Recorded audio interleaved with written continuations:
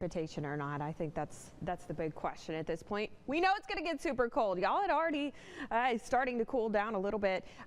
The wind, it was crazy this morning. It was virtually non-existent. This afternoon, I went home for a break and could just hear the trees out there.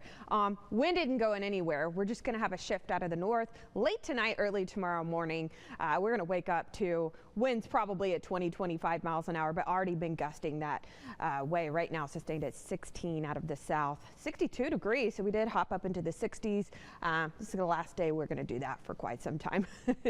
Especially notating how cold we're going to be starting tomorrow morning. So right now, lower 60s for the entirety of the viewing area. You can see all the rain showers, the light rain, no accumulations, but some of us got sprinkles earlier. That is all shifted off towards the east. Winds tonight, going to see that cold front hit. You can see the winds will be out of the north, gusting up to 25-30 miles an hour.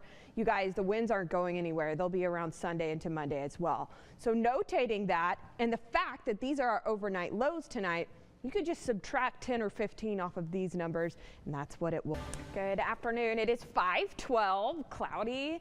Rain has moved out of central Texas. Just some light sprinkles earlier is all I saw, but yeah, that's out of the way, and we're going to be dry here for a few days out ahead of, yes, those chances for precipitation, and I will let you know all about that. But let's start with right now. 62 degrees, looking out over Tipple. You can see it's still, for the most part, overcast, and the winds have gone up, you guys.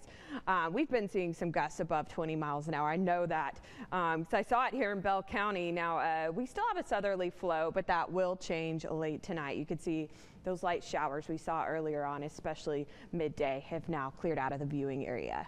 Let's get straight to it.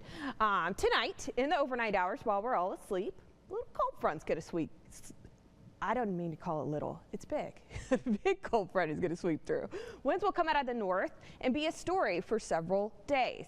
Not only are we going to have gusts above 20 miles an hour, but it's going to be a big factor in terms of the feels like temperature, especially as we roll on into Sunday morning. Now, temperatures will rebound likely to either upper 40s or lower 50s tomorrow afternoon, but it's probably not going to feel that warm tomorrow afternoon. It's probably going to be sweater weather all day.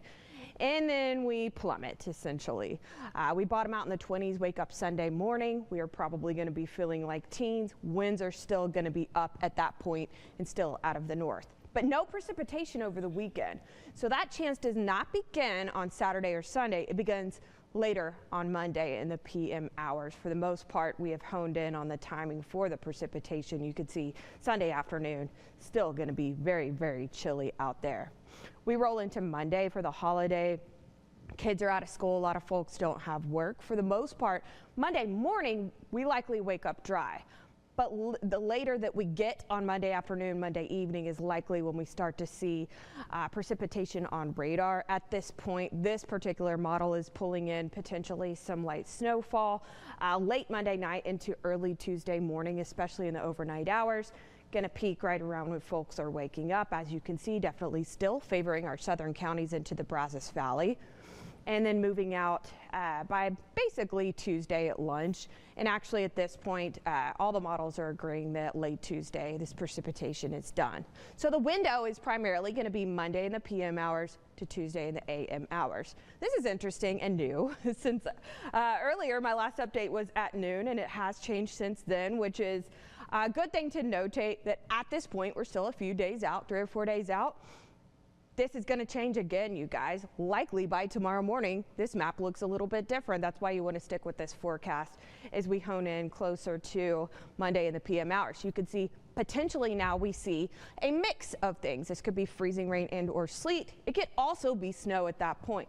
You can see this is peak daytime heating Monday, but then turning in potentially to snow, and this does agree with the other model. Now this is pulling in more. It may be a little bit excited, but definitely peaking early Tuesday morning. Folks wake up and it's out of here early Tuesday afternoon. So this map is also going to change, just notating potentially higher amounts still in the Brazos Valley and southeast Texas. You guys, Houston could even see snow. I know people down there that are so excited, and I hope it does happen for them. As we hone in closer to the weekend and over the weekend, we will be able to give you